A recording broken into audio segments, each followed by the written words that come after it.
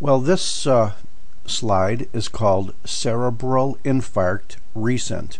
And as you know, an infarct is an area of dead tissue due to lack of blood and oxygen supply, usually because of a clogged or ruptured feeding arterial blood vessel.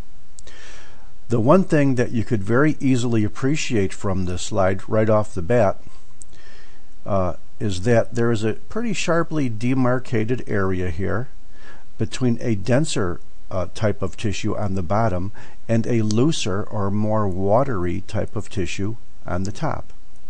And as we go up with the microscope a little bit, you may or may not recognize the lower field as representing brain tissue, and you may or may not recognize the fact that the upper part of the field is inflammatory tissue in which is predominantly loose and watery.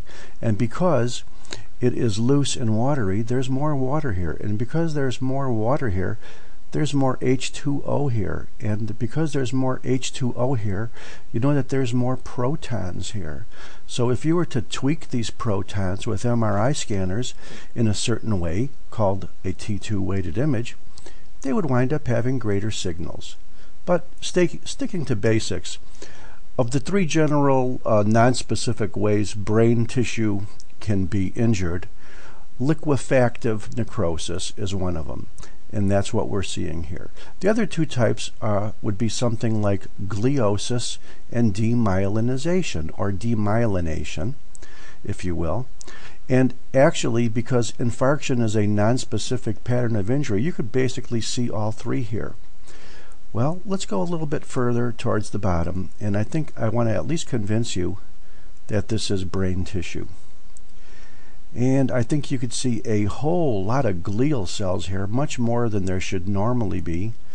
I don't see any neurons yet. I see a lot of edematous brain tissue, but not quite totally as liquefactive as the tissue on top. And I see a lot of glial cells.